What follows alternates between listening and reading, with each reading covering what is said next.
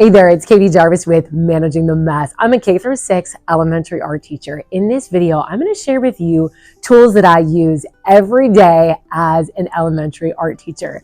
The first one, I roll in each day with this giant garden cart. It's just durable and it fits all the things. My book bag, my laptop, my lunchbox. This is even where I store my coat when I am teaching, and I upgraded it a bit. But I added on a little zippered pouch so that I could keep my keys. So this is where I keep my school keys and my car keys so that I'm never searching around the art room trying to find them. After I put my cart away for the day, one of the first tools that I grab is my seating chart folders. I'm an art teacher, so of course these are arranged in rainbow order. What it is just my seating chart printed out on cardstock, like a thicker paper, and it's taped down to one of those plastic folders. On the outside, I'm writing the students' names in pencil so I can move those seats around if I need to, and each seat has a number. I give students a daily effort grade, so I just record the effort grade right there onto my seating chart. Inside the folder, this is where I keep a log. So if I were to lower that effort grade, so if I don't give a student a 4, what happened? And I keep track of that, and also I keep track of what actions I take. I will share all the information in my log with the classroom teacher on this little note called an art support report. This is something that I have available over on Teachers Pay Teachers. It's a communication tool that I use to communicate with the classroom teacher. So this is where I'm noting any behavior issues, not to tattle on a student, but to let the teacher know what I did and what the next action was, and what will happen next week regarding those issues. I also will note, did a student leave early? Did someone go to the clinic? Just all the things. Makes it nice so that I can just pass this over to the teacher when they get there and we don't have to have a big, long, dramatic conversation.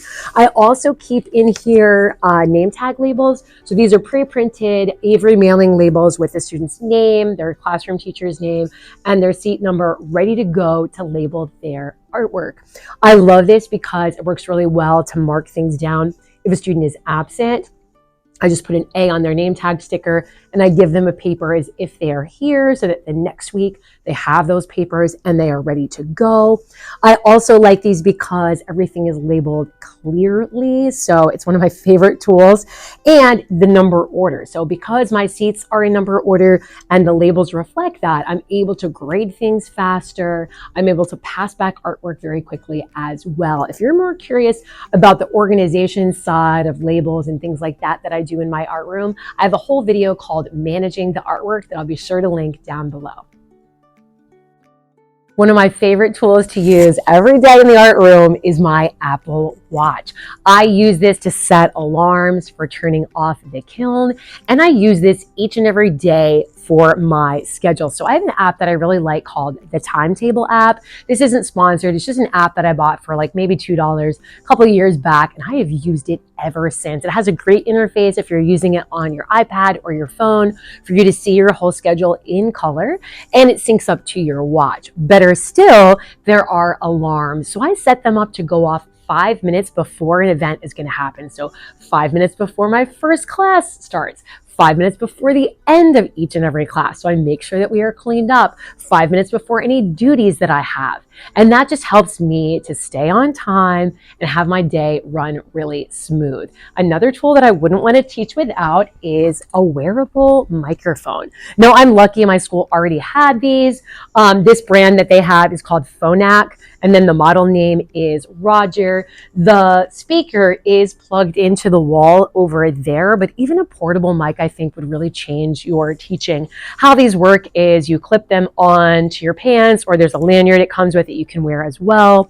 And then you clip this microphone up near your mouth so that students can hear you. Now, I do not use this to shout or talk over students. I use this after I've already gotten the student's attention by using an attention getter, and then I use this to address the entire group. So I would use this when I'm giving cleanup directions or when I'm teaching the lesson. My students have been trained to know that when I'm using that microphone, it's a time to listen.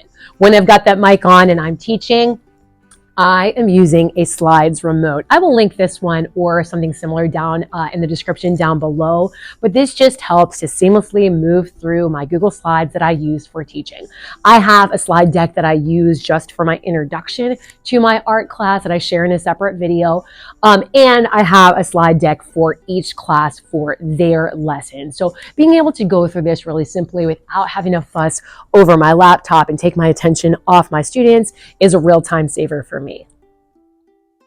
I share my slides with my students using this Epson projector. If you are in the market for a projector, I cannot recommend enough to you to get one that is built in and mounted.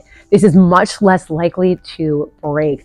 I've had issues before when my projector was on a cart with students bumping into it and then it shifting and then it not being orientated with the board.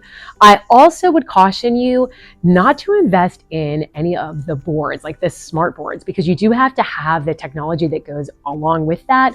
And sometimes your school doesn't continue paying for that technology and then it no longer works in your art room. Another thing that happened to me, I had this great giant smart board.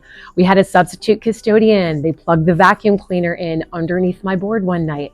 They yanked on the cord and the entire smart board crashed to the ground and broke. So this is a lot less likely to have any damage to it because students can't touch it. You know, it's not going to fall over easily like a smart board might on wheels. So something to think about if you're going into a new art room or if you do have some funds available to make a purchase. Some more tools that I use with my students during my classes are this timer. And I don't know that it really needs to be this brand, but I will link it down below. I like it because it's a visual timer and it's very large. I think this is like the 12 or 14 inch size. I use this and set it so that when it does go off, that is when we start our cleanup. So they can visually see all the time in red that we have to work. Another tool that I use that is just so simple is I have two different signs, red zone, yellow zone. This is a freebie over on my Teachers Pay Teachers. I laminated these signs and I put magnetic tape on the back. And then when I am talking and students need to raise their hand to comment or question, I put it on the red zone. When we move back to our seats and students are allowed to work quietly, I change the sign to the yellow zone. It's just one of those really nice management things that I came across and that I could be really consistent with, so it could really work for me to make my job a little bit easier. I'm a big fan of the bell, not the yell. So when my students are working at their seats, if I need them to stop, look, and listen, I'll simply ring this bell and then I'll pause with my hands up until they are all looking and listening to do the same. A tool that I use at the end of every class is right here by the door. I keep this magnetic clip with these laminated signs. Now these signs are colors that correspond to my table colors. And I do a silent dismissal with students. So I will simply wait till my tables are quiet and then hold up the sign of the table that I am dismissing. That table will push their stools in and silently move to the line. Once we get into the line, we have a game that we play that keeps students quiet and engaged until their classroom teacher picks them up. It's really one of my favorite routines that I use in my elementary art room, and I hope that you'll watch my video all about lining up next.